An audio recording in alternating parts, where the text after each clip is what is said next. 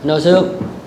저는 전국 투자자 교육협의회 근무하고 있는 최갑수라고 합니다. 오늘 우리가 건강한 노후 자산 관리를 하려면 어떻게 해야 되는가 그 부분에 대해서 강연을 해볼 텐데요.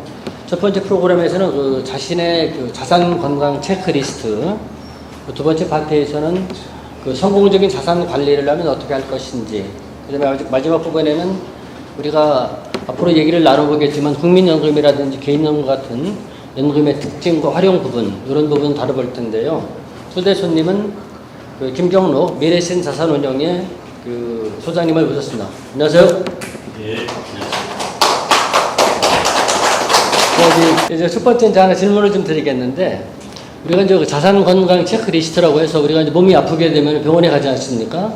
가게 됐을 때 건강 검진을 하듯이 우리가 자신의 재무 상태 이런 것도 한번 체크할 필요가 있는데, 첫 번째 질문 드리고 싶은 거는, 예를 들어서 이제 예금을 우리가 1억 원을 놨을 때 이자가 3%라고 하게 되면은 1년 지나면 300만 원 정도 이자가 붙지 않습니까? 그게 이제 장기적으로 갔을 때 구매력 평가로 봤을 때 실제 구매력은 어떻게 평가가 되는지 요거에 대해서 한 말씀 해주시죠. 여러분들 제일 안전한 자산이 뭘까요? 금요. 중요한 답입니다. 어떤 의미에서 금이 제일 안전할까요? 금 가격이 막 왔다 갔다 하는데.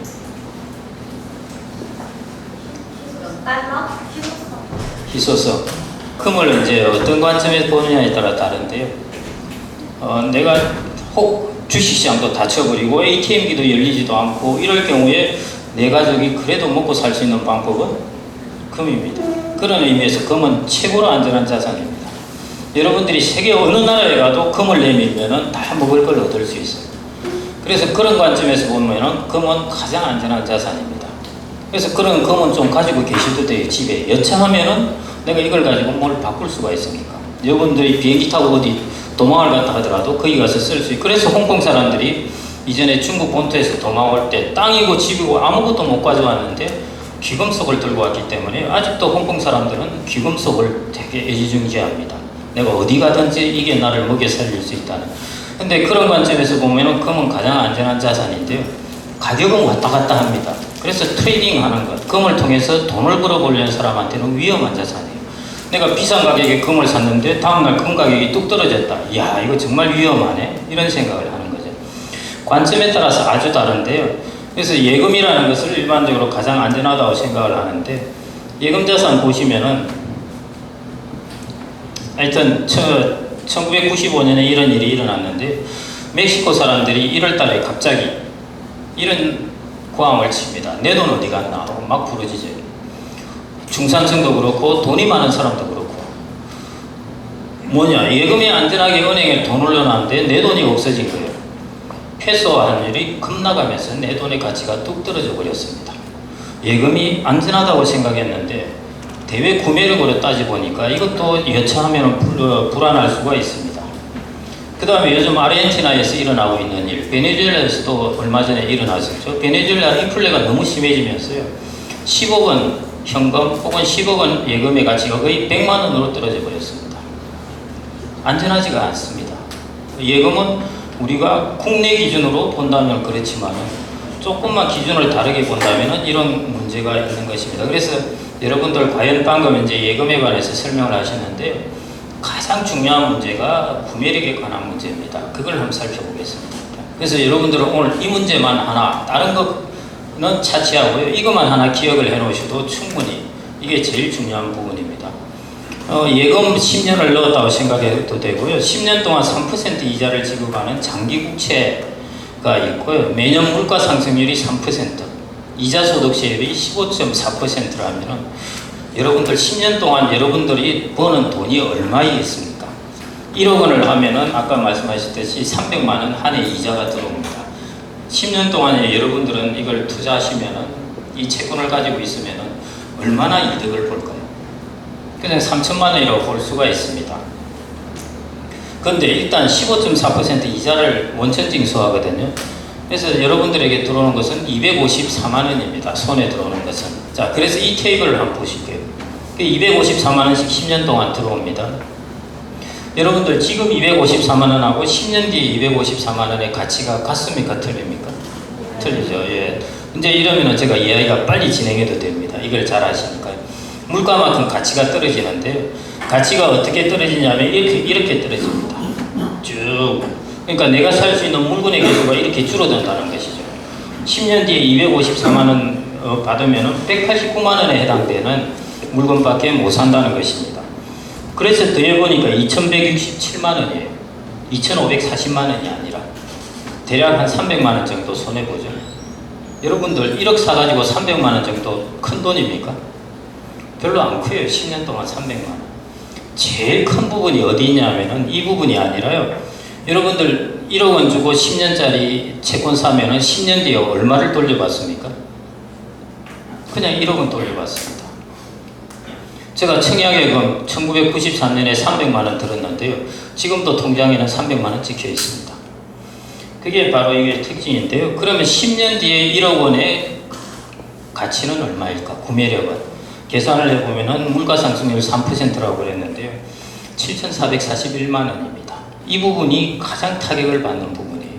여러분들은 여기 이자에서 조금 구매력을 잃는 부분에 대해서는 그렇게 크지 않습니다. 여러분들 그 본래 덩치가 되는 부분이 제일 크니까요. 7,441만 원이에요. 그래서 더해보면은 원금에서 내가 손해보는 것이 마이너스 2,559만 원, 그 다음에 이자 부분에서 내가 2,167만 원. 그래서 구매력을 더해보니까 마이너스 392만 원입니다. 실제로 여러분들은 내가 물건을 살 수 있는 것은 오히려 손해를 보았다는 것입니다. 이 돈을 누가 들고 갔을까요? 나한테서 빼앗아서 누가 빼앗아 갔을까요? 국가가 일단 15.4% 이자 소득세로 빼앗아 갔고요. 그 다음에 화폐를 발행한 쪽에서 인플레이션 텍스로 화폐의 가치가 떨어졌으니까 화폐를 발행한 사람이 이득을 본 거죠. 역시 국가가 빼앗아 갔습니다. 여하튼 이러나 저러나 이렇게 되면 이제 손해를 보게 되는 것입니다. 그래서 여러분들 자산을 투자할 때 1년 단위는 괜찮아요. 1년 단위 예금 안전한 자산입니다. 그런데 제가 아까 관점을 말씀드렸죠. 1년이 아니라 시간을 쫙 길게 보십시오. 여러분들 생애자산 관리 적어도 30년, 40년 하십니다. 1년 단위로 자산 관리를 하시는 게 아니에요. 그렇게 본다면은 여러분들 이렇게 원금이 확정된 자산은 오히려 나한테 더 손해를 주는 것입니다. 이게 구매력의 손실인데요. 이 부분이 자산 관리할 때 제일 중요한 부분입니다. 그래서 여러분들은 자산 관리할 때 가장 여러분들의 자산이 건강하냐 마냐를 체크할 때 1년 단위로 본다면 괜찮은데 여러분들이 한 20년, 30년 단위로 자산 관리를 한다고 보시면은 내 자산이 최소한 물가를 따라서 가치가 올라가는 자산이냐 아니면 고정되어 있는 자산이냐 이게 여러분들의 자산 건강을 체크하는데요. 제일 중요한 부분입니다. 그래서 원리금 보전이 아닌 원리금 보장이 아닌 구매력 보전이 여러분들 자산 건강을 체크하는데 가장 중요한 부분입니다. 그래서 그 부분을 좀 말씀드리고 싶고요. 그래서 이런 식으로 해서 여러분들 오히려 구매력 측면에서 손해를 보게 되니까요. 제일 중요한 기준이 구매력 보전이라고 보시면 되겠습니다. 저희 고모님 말씀을 들어보면은 단기적으로 봤을 때는 명목 이자가 상관이 없는데 10년이나 20년 갔을 때 장기적으로 봤을 때는 인플레이션을 감안해 봐야 된다 이렇게 말씀해 주셨는데 그러려면 저 개인들이 구매력 보전하려면은 그 가장 주안점을 둬서 어떤 자산 위주로 포트폴리오를 짜는 게 좋을지. 여러분들 구매력을 보존하려면 어떤 자산이 구매력이 보존될까요? 물가가 오르면 자산의 가격도 같이 오르는 자산이 어떤 자산이 있겠습니까? 제일 여러분들 생각 먼저 나는 게 국민연금이 정확합니다. 연금도 수령액이 물가만큼 계속 올라가니까요. 정확하게 맞습니다. 딱 물가만큼 올라갑니다. 그 다음 또 어떤 자산이 있겠습니까? 여러분들 물가 올라가면은 뭐도 따라 올라간다고 그러죠 보통? 네, 부동산 있고 또 하나가 주식이죠. 주식도 실물자산입니다. 기업이 제품을 만드는데 그 제품에 대한 그 제품의 결국 물건이죠. 그 제품의 가격이 오른 게 물가가 오릅니다. 최근에 아르헨티나가 금리를 118%로 이제 올렸는데요. 그래서 현금의 가치는 뚝 떨어졌어요. 여러분들 아르헨티나 주가는 어떻게 됐을 것 같습니까? 폭락을 했을까요? 폭등을 했을까요? 예, 물가가 오르기 때문인데 기업은 제품을 만드는데 실물 제품을 만드니까요. 기업은 공장도 가지고 있고 망치도 가지고 있고 뭐 벽돌도 가지고 있고 다 가지고 있으니까 인플레만큼 가치가 확 올라가게 되는 것입니다. 그래서 극단적인 경우를 갔을 때 그 사물의 본질이 드러나는데요. 인플레가 아주 심한 아르헨티나를 보니까 주가나 이런 것들이 확 같이 따라 올라간다는 것입니다. 그걸 보면은 결국 여러분들의 구매력을 보존할 수 있는 자산은 현금이나 예금이나 장기 채권이 아니라 자본에 해당되는 것입니다. 그게 주식이나 부동산과 같은 것들이 이제 구매력이 보존되고요. 아까 또 누가 답을 하셨습니다만 금도 마찬가지 실물자산이라서 그것도 구매력이 보존되는데 금은 제일 단점이 뭐냐면은 캐시플로우가 없습니다. 아무리 가지고 있어도 배당금이 없어요. 그래서 그게 이제 자산의 차이점인데 여하튼 구매력은 그런 자산을 갖고 있으면 이제 여러분들의 자산의 구매력이 보존됩니다. 그래서 여러분들 자산 건강을 체크할 때 내가 이런 자산을 갖고 있어서 물가가 오르면은 내 자산도 그만큼 오를 만한 자산이 있느냐 그 부분이 이제 여러분들 자산 건강 체크에서 제일 중요하다고 보겠습니다. 지금 포트폴리오 전략 중에서 여러 가지 말씀을 해주셨는데 그러면 우리가 주식 쪽으로 한번 포커스를 줄여가지고 우리나라가 종합주가지수가 80년 1월 4일 기준으로 하고 있잖아요. 100으로. 그 다음에 코스닥이 96년 7월 달을 100으로 기준으로 하고 있는데 그 주식의 원금 가격 변화 추이라고 할까요? 거기에 대해서 한 말씀 해주시죠. 우리나라 주식 주가가 아주 예를 먹이고 있지만은요, 80년부터 지금까지 보면은 예금 가격은 불변이죠. 저 93년에 예금 300만 원 그대로입니다. 예금 가격 불변이고 이자는 받았다고 가정하면은 물가만큼 오르면은 물가는 예금 가격은 100, 물가가 계속 오른 걸 감안하면은 600입니다. 그런데 그렇게 예를 먹이는 주식도 지금 보면은 한 2,500 정도 되어 있습니다. 그러니까 이런 자본이라는 자산, 기업은 일종의 실물 자산입니다. 거기에 대한 지분을 갖고 있으면은 그래도 배당을 제외하고 나서 이거보다 훨씬 많은 걸 볼 수가 있습니다. 여러분들 사물의 본질을 알려면 뭐든 극단으로 몰고 가면 본질이 드러납니다. 아까처럼 아르헨티나처럼 물가가 급등할 경우 아르헨티나 지금 젊은 애들은 월급을 받으면 벽돌을 사는 게 낫다고 그러거든요. 본질이 드러나는 거죠. 물가가 급등할 때는 실물 자산이 가치를 보존한다는 것인데 이렇게 볼 때는 본질이 안 드러나요.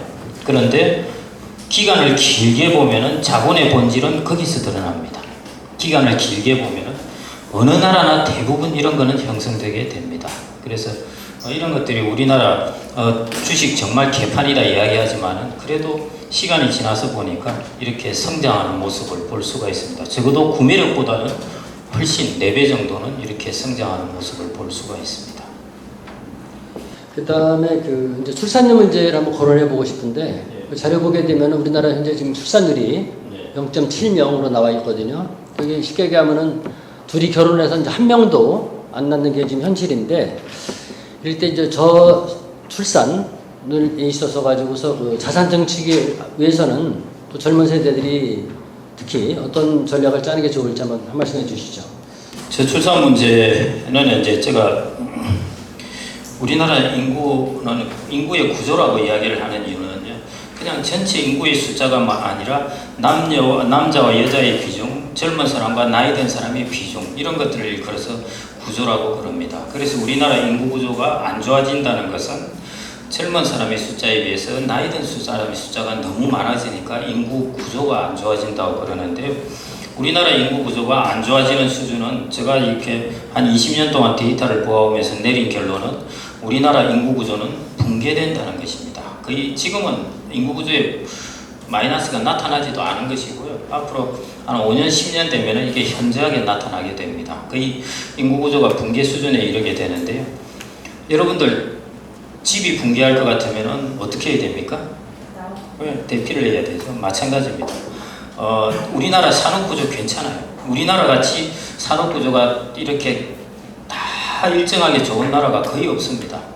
우리나라 뭐 조선, 철강, 뭐 정유, 그 다음에 뭐 반도체, 배터리, 뭐 바이오 전 영역에 걸쳐서 이렇게 산업의 포트폴리오가 좋은 나라가 사실 없습니다. 그래서 여러분들은 얼마든지 자부심을 가져도 되는 그런 나라에 살고 있습니다. 우리가 살고 있으니까 정치가 엉망이다 보니까 나라가 왜 이러냐 그러지만요. 산업은 아주 잘 구성되어 있습니다. 거기다가 외환위기 이후에 벤처라든지 이런 혁신도 이루어지고 일본은 혁신을 못 이루었거든요. 근데 일본이 20년 동안 벌벌벌 헤맬 동안에 우리나라는 엄청난 혁신을 했습니다. 그런 것들이 우리나라의 이제 구조를 지탱하고 있고 여러분들이 보셨던 과거 20년 동안의 어마어마한 성장의 모습이었습니다. 우리나라가 2000년에 1인당 소득이 $10,000인데 2018년에 가면 3만 달러를 돌파해요. 이거는 이런 성장 속도가 없습니다. 어마어마한 성장 속도로 과거 20년을 우리나라가 성장을 했는데 여러분들은 과거 20년에 매몰되지 말고 앞으로 쳐다보시라는 것입니다. 앞으로 10년, 20년 이제 우리나라는 어떻게 갈 것인가 하는데 거기서 가장 핸디캡이 바로 인구구조의 붕괴입니다. 그래서 제가 방금 대답을 하셨지만요. 집이 무너질 것 같으면 어떻게 해야 되나? 다른 데로 피해가야죠. 마찬가지 우리가 살고 있는 나라의 인구구조가 심히 붕괴되는 현상까지 갈 것 같으면 여러분들의 자산을 다른 곳으로 옮기셔야 되는 것입니다. 글로벌하게 국경을 넘어서 다른 곳으로 옮기셔가지고요. 그런 면에서 우량한 국가로 여러분들의 자산을 옮기셔야 됩니다. 그게 제가 여러분들에게 지금 드리고 싶은 두 번째 팩트. 여러분들의 자산 건강을 체크할 때 모두 국내 자산만 있다. 그게 아니라 그러면 건강하지 못해요. 여러분들 글로벌하게 우량한 곳이 얼마나 많습니까? 글로벌하게 우량한 곳에 여러분들의 자산을 좀 옮겨가야 됩니다. 그게 제가 드리고 싶은 두 번째 체크리스트입니다. 지금 이제 고모님이 그 저성장 시대에 또 출산이 낮다고 하니까 그러면은 저 내용을 좀 바꿔가지고 OECD 국가 중에서 고령화의 규모라든지 속도가 다른 나라하고 비교해서 어떤지 한번 말씀해 주시죠. 이게 인구 구조입니다. 뭐냐면은 부모의 15세에서 64세 일을 하는 젊은 사람들이고요. 그 다음에 분자에는 65세 이상의 인구입니다. 그래서 15세에서 64세 인구 100명당 65세 인구가 몇 명이 있느냐는 것입니다. 이 수치를 보면은 한 83 정도 되니까요. 15세에서 64세 인구 100명이 있는데 65세 이상 인구가 83명이 있다는 뜻입니다. 지금 우리나라가 이쪽 정도 위치입니다. 이 수치가 커질수록 안 좋은 거죠. 지금 이 정도 있으니까요. 우리나라는 제가 말씀드렸듯이 인구구조 전혀 마이너스 효과가 나타나지 않은 때입니다. 그 다음 한번 쭉 그 시간을 흘러가 보겠습니다. 어떤 모습이 나타나는가. 앞으로 여러분들에게 펼쳐질 모습이 이 모습입니다. 미국 이 수준에 있습니다. OECD 국가들 평균 이 정도 와 있습니다. 중국도 우리나라처럼 막 따라오지만은 그래도 중국도 이 정도 수준에 와 있고요. 우리나라는 일본을 2050년이면은 그 비율이 추월을 해가지고요. 이 정도 수준에 와닿게 됩니다. 그래서 여러분들이 지금 당장은 아니더라도 여러분들의 자산의 서식지를 조금 더 경쟁력 있는 곳을 좀 건전한 곳으로 이제 옮겨가야 된다고 말씀드리는 것이 바로 이런 이유 때문입니다. 이 인구의 모습은 반드시 오게 되고요. 그 다음에 아무리 이민을 가지고 활성화한다 하더라도 저걸 메꾸지를 못합니다. 절대. 그래서 이게 우리나라의 인구의 현실이라고 보시면 되고요. 그래서 고령사회에서 초고령사회로 가는 기간입니다. 고령사회는 65세 이상 인구가 14%인 것이고요. 그 다음에 초고령사회는 20% 이상 되는 것입니다. 그쪽으로 가는 소요되는 기간을 한번 보십시오. 영국이 49년, 독일이 33년, 일본이 11년이라서 무지 빨라서 다들 일본을 보고 뭐 저런 나라가 다 있나 이러고 있습니다. 그런데 우리나라는 7년 만에 그걸로 가게 됩니다. 세계에서 아직 주목을 못 받아서 그렇죠. 우리나라 출산율과 인구구조 모습을 보면은 진짜 서구 사람들은 그냥 오마이갓입니다. 뭐 이런 경우가 다 있지? 이런 거죠. 이게 지금 앞으로 우리에게 한 30년 동안 펼쳐질 일이라고 보시면 되겠습니다. 지금 나이 드신 분들의 그 노인 부양 비율을 보게 되면 그래프에서 나와 있지만은 이제 맨 위에 한국과 일본이 1, 2등을 차지하고 있는데 그러면 이제 일본 얘기를 빼놓을 수가 없는데 현재 일본의 상황은 어떤지 한번 말씀해 주시죠. 일본은 뭐 아시다시피 일본은 한 20년, 30년 동안에 장기 저성장에 접어들었었고요. 정말 선진국으로서는 전형적으로 오랫동안 저성장 국면에 접어들었습니다. 그게 이제 일본의 상황이라고 볼 수 있고요. 요즘은 이제 일본은 인구 구조의 거의 한 7분 응선 정도를 왔습니다. 이제 한 조금 3분 응선을 더 하면은 이걸 좀 벗어나게 되는 거고요. 그래서 지금 그 부작용이 거의 극대 정도 달해 있고, 그 최근에는 또 이제 일본 같은 경우 주가가 막 오르고 하는 것이 이제 이게 조금은 탈출하는 게 아닌가 그런 생각인 것이고요. 우리나라는 어떠냐면은 이제 터널에 진입합니다. 여러분들 서울 춘천 간 그 고속도로 달리다 보면요. 터널을 지나가면 또 터널, 지나가면 또 터널, 또 터널 이렇습니다. 고령사회가 그렇습니다. 앞으로 여러분들 우리나라 경제 터널 지나가면 또 터널, 터널 계속 그게 일본이 경험했던 것입니다. 그래서 일본이 경험하면서 이제 이루어졌던 게 뭐냐면은 여러분들 일본 GDP 대비해서 정부 부채 비율 260% 이런 나라가 없죠. 그런 정부의 부채를 가지고 재정 적자가 생기게 되니까요. 그걸 가지고 일본은 나라를 지탱했습니다.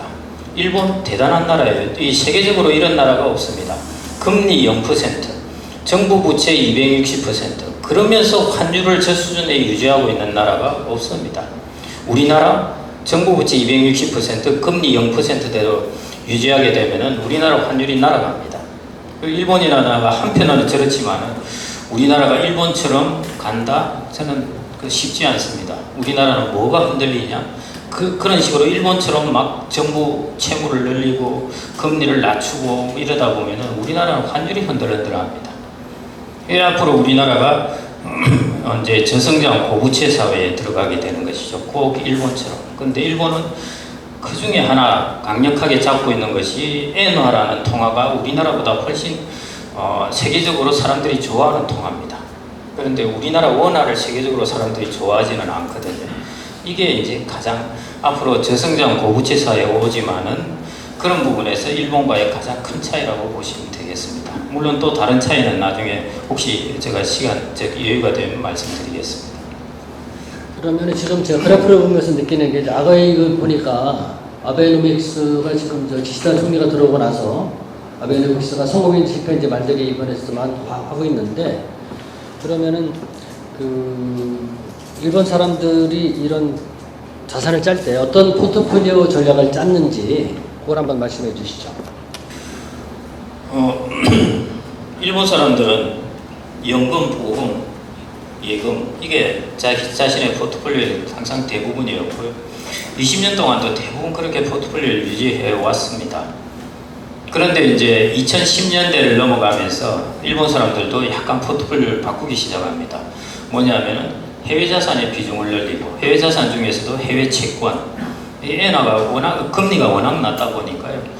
그 다음에는 이제 인컴 자산이라고 해서 이제 소득을 따박따박 주는 그런 주식도 사고, 그 다음에 이제 리츠 같은 경우도 사고, 해외 자산도 투자하고 하는 식으로 자산을 조금 변화시켰지만은 변화시킨 것이 소폭입니다. 그게 우리나라 사람들은 한다 하면은 쫙 몰려가는데요. 저 동네는 거의 대부분을 예금, 보험, 연금을 갖고 있다가 조금 그런 식으로 변화시켰습니다. 그래서 일본은 대표적인 변화는 아니었고요. 그래서 일본이 잃어버린 20년, 30년 동안에 일본에서 자산관리의 위너, 승자에는 누구냐면은 결국 인컴 자산, 따박따박 리츠 같은 경우 일본이 한 4% 정도 수익이 되었거든요. 그래 리츠 자산이라든지 해외 채권을 사서 인컴을 받는다든지, 안 그러면 해외 자산을 산다든지 하는 것이 위너였고요. 일본에서 이제 루저 같은 경우가 이제 예금 이런 걸 가진 사람들은 가치가 증가하지 않았습니까? 그래서 일본은 충분히 그럴 만한 게, 일본 사람들이라서 일본 사람들이 보수적이 아닙니다. 우리가 한 20-30년 동안 보아오다 보니까 일본 사람들이 이거 정말 보수적이고 꼼짝 않는 사람들이구나 이렇게 생각되겠지만요. 일본이 80년대 버블에 땅 가격이 얼마나 어마어마한 줄 아십니까? 우리보다 훨씬 어마어마하게 증가했습니다. 그래서 일본 사람들은 땅값 대비해서 140%를 빌려줍니다. 왜냐하면 자고 나면 땅 가격이 오를 거니까. 그렇게 해서 일본이 버블이 일어나고 버블이 꺼져버린 것입니다. 그래서 일본이 버블이 꺼지고 나서 일본의 사람들이 지네들도 주식 투자 해봤죠. 해봤는데 뭔가를 하는 놈마다 다 망하는 겁니다. 주식 투자를 해도 안 되고, 땅을 샀는데 땅을 사도 안 되고, 창업을 했는데 창업을 해도 안 되고, 그걸 한 20년 동안 당하다 보니까 결국 가만히 있은 놈이 제일 잘한 겁니다. 그래서 지금 일본이 그런 게 학습되어 있었는데 그게 조금씩 이제 탈피되고 있는 것입니다. 그게 이제 일본의 상황이었고요. 우리나라도 이제 마찬가지로 이제 제가 보기엔 그런 상황은 아닌 것 같은데 좀 이야기가 길긴 한데, 하는 총재 이창용 총재가 이제 그런 이야기를 했었죠. 작년에 취임하고 나서부터 계속 우리나라는 물가의 챌린지를 극복하고 나면은 장기 저성장 문제를 부닥치게 될 거다, 그 이야기를 했는데, 올해 들어서는 이제 기자가 한번 물어봤습니다. 총재님 우리 장기 저성장 언제 들어갈까요? 했더니는 뭐라 답을 했겠습니까? 뭐 5년 후에 들어간다 그랬겠어요? 예, 맞습니다. 이미 들어와 있습니다. 그랬습니다. 그래서 올해 1%대 성장, 내년도 1%대 성장 이렇게 이제 지금 대략 보고 있거든요. 그래서 그런 부분이 우리나라가 똑같지는 않습니다. 하여튼 제가 재밌는 부분이 여러 가지 있는데요. 비슷하게 경험할 텐데 이럴 때 여러분들의 자산을 어디에 두어야 위너가 될 것인가? 일본의 경험을 미루어 보는 데는 해외 쪽으로 자산을 좀 옮겨놓는 것, 그것이 이제 한 방법 중에 될 수 있습니다. 그래서 제가 여러분들의 자산의 건강을 체크할 때 꼭 글로벌 우량한 국가의 자산, 그리고 특히 여러분들의 자녀들에게 있어서는 꼭 그런 자산을 갖게 해 주십시오. 그게 제가 좀 두 번째로 자산의 건강 체크리스트에서 좀 일본과 관련해서 말씀드리고 싶은 바입니다. 지금 이제 고모님 말씀하실 때 이제 일본의 그 자산 가지고 있는 보유 문제 이런 걸 언급해 주셨는데, 그다음에 두 가지를 한 번에 질문을 드릴게요. 저 일본의 그 자산 운용의 문제점, 그리고 거기서 얻을 수 있는 시사점, 그리고 지금 말씀 마지막 부분에 해외 자산에 눈을 돌려라 말씀해 주셨는데, 잠깐 이제 2부에도 또 나오겠지만 그 핵심적인 글로벌 자산에 눈을 띄어야 될 거, 거기에 대해서 말씀해 주시죠. 여러분들 자산을 우리나라의 국경을 넘어서 다른 나라로 옮긴다면은 어느 나라에 여러분들의 자산을 갖다 두는 것이 가장 좋을 것 같습니까? 미국. 그 자산 거기 갖다 두셨어요? 아, 하시네요. 아까부터 대답을 아주 잘 하시길래. 오늘 제가 오전에 가서 질문할 때는 베트남이라고 대답하신 분도 있고요. 뭐 중국이라고 요즘은 중국 몇 년 전만 하더라도 다 중국이라고 하셨어요. 근데 요즘은 인도, 이제 베트남. 왜냐면 미국이 이제 중국에서부터 해서 자꾸 생산 기지를 베트남과 인도로 이제 옮겨가니까 그런 건데요. 우리나라도 득을 많이 보고 있습니다. 여러분들 작년에 우리나라 해외 직접 투자가 많이 늘어났습니다. 올해도 그렇고요. 그리고 대만에 관련한 애들이 불안해서 우리나라에 오고 그럽니다. 공장을 세우고 그러는데요. 중국에 관련 애들이 우리나라에 오고. 그래서 의외로 우리나라가 제가 아까 여러분들 자부심을 지금은 가지셔도 좋다는 것이 산업 포트폴리오가 너무 좋고, 우리나라가 기업들이 하기에 제일 좋은 점이 뭐겠습니까? 인도나 이런 나라에 비해서는 정말 엑셀런트하게 좋은 점이 전기, 에너지 부분에서 압도적입니다. 전기가 끊기고 말고 이런 것이 아니라 첫째 전기를 쏴죠. 그 다음에 안정적으로 볼티지 공급되죠. 그러니까 제조업들이 보기에는 그래서 일본 기업들이 우리나라로 날아오고 그러는 것입니다. 그런 조건들이 있어서 우리나라 직접 투자도 많이 이루어지고 그러는데, 그렇지만 우리나라가 가지고 있는 이제 리스크 중에 하나가 지정학적 리스크, 지오폴리티컬 리스크라고 그러죠. 그 리스크하고 인구구조라는 리스크를 가지고 있습니다. 이거는 인구구조라는 리스크는 뻔하게 터질 거고, 지정학적 리스크는 언제 어떤 모습으로 터질지 누구도 모릅니다. 그래서 여러분들이 우리의 산업구조는 잘 되어 있지만은 우리의 자산을 옮겨가야 되는데 어디로 옮겨갈 거에 대해서 저는 세 가지 정도 기준을 생각하는데요. 경쟁력하고 취약성하고 그 다음에 회복력입니다. 경쟁력이라는 것은 기업의 경쟁력, 그 나라가 아주 경쟁력 있는 기업을 많이 가지고 있느냐, 그 다음에 국가의 경쟁력, 군사력, 정치력, 그 다음에 문화력, 이런 것들에 있어서, 그 다음에 해상 수송을 장악하는 그런 해군력이라든지 이런 것 등등을 아주 그런 것들에서 파워풀하냐 하는 것이 이제 경쟁력입니다. 여러분들 이 국가가 어디에 해당되는지 한번 생각을 해보십시오. 그 경쟁력이 가장 뛰어난 것. 그 다음에 취약성이라는 건 뭐냐면은 뭔가 충격이 일어났습니다. 어떤 충격이냐?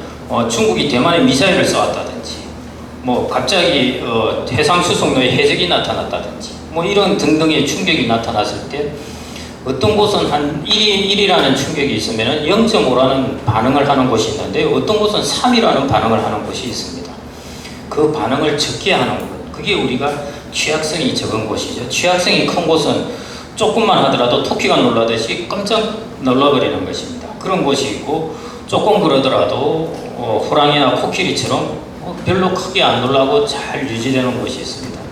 자, 그런 취약성 면에서 가장 강건한 곳이 어딘가 하는 것이고요. 그 다음에 마지막 세 번째 회복력입니다.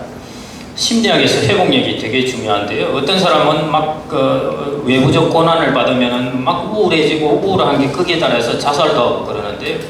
어떤 사람은 그런 게 닥치더라도 조금 그랬다가 금방 회복을 합니다. 국가도 마찬가지예요. 예를 들어 미국이라는 나라가 있다 치면은 미국이 충격을 안 받습니까? 숱하게 충격을 받습니다.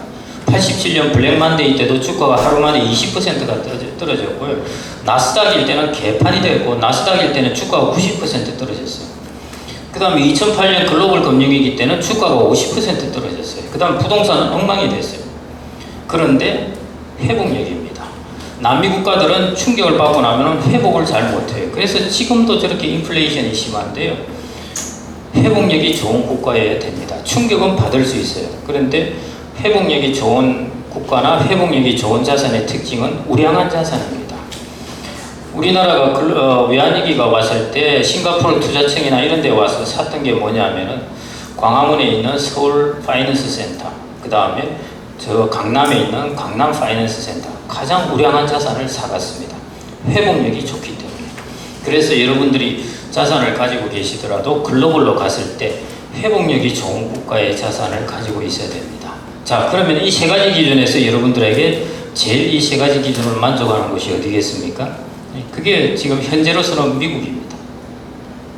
이게 제가 적어놓은 대충의 그냥 특징입니다. 제가 생각나는 대로 적어본 것인데요. 이것 위에 미국이 가진 가장 파워풀한 도구가 뭐겠습니까?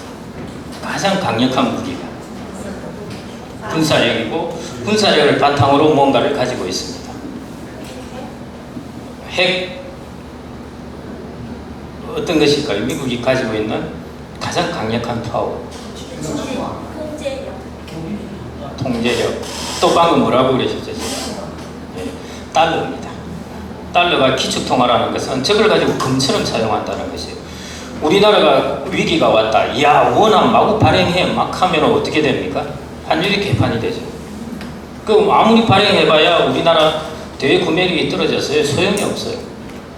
그런데 달러라는 것은 여차하면은 지네들 국가가 문제가 생기면은 저거 중앙은행에서 찍어 갖다 주는 겁니다. 갖다 주는데도 달러 가치가 안 떨어져요. 이게 어마어마하게 강력한 파워입니다.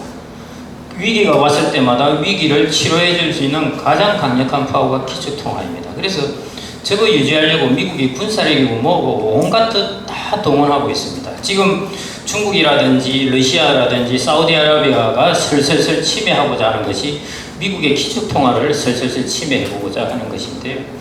그래서 미국이 1971년에 닉슨 때 금태환을 중재했지 않습니까? 근데 달러를 가지고 있어도 금을 안 바꿔줘요. 그러니까 사람들이 달러를 안 갖겠죠. 그럼 가치가 떨어집니다. 미국이 그때 무엇을 했느냐? 사우디아라비아를 찾아가가지고 니네들 그 중동 얼마나 시끄러우냐? 내가 니네들 나라의 안전을 보전해 줄 테니까 앞으로 석유를 거래할 때는 달러로 결제를 하라 한 것입니다. 그게 페트로 달러입니다. 그걸 통해서 미국이 기축통화를 그때 이제 위기를 넘겼습니다. 지금도 대부분의 나라들은 석유를 거래하려면 반드시 석유는 사야 되니까요. 달러를 가지고 해야 됩니다. 그래서 가장 강력한 파워, 우리나라 원화하고 한번 비교해 보십시오. 달러가 원화 비교해 보시면요, 여러분들이 어떤 자산을 가져야 하는가 알 수 있습니다. 베트남이라고 이제 말씀하신 분, 인도라고 말씀하신 분, 오케이, 뭐 괜찮습니다. 근데 여러분들 우량한 자산을 가지고 있어야 돼요. 길게 보면은 우량한 자산이 결국 위너입니다. 베트남은 여러분들 글로벌 자산을 사면은 가장 특징적인 것이 꼭 환율이 따라갑니다. 베트남 주식을 다 하면은 베트남 동화를 여러분들이 갖게 되는 것이고요. 인도 주식을 사면은 인도 루피아를 갖게 되는 것입니다. 그러면은 미국의 S&P 500을 사면은 여러분들은 뭘 갖게 됩니까? 달러를 갖게 되는 것입니다. 자, 어떤 조합을 택할 것이냐는 것입니다. 베트남 주식과 동화, 인도 주식과 루피, 미국 주식과 달러, 어떤 조합을 택할 것이냐 하는 것이죠. 그래서 저는 방금 질문하신 것에서 이제 좀 이전부터도 저는 이제 미국이라고 말씀을 드렸는데요.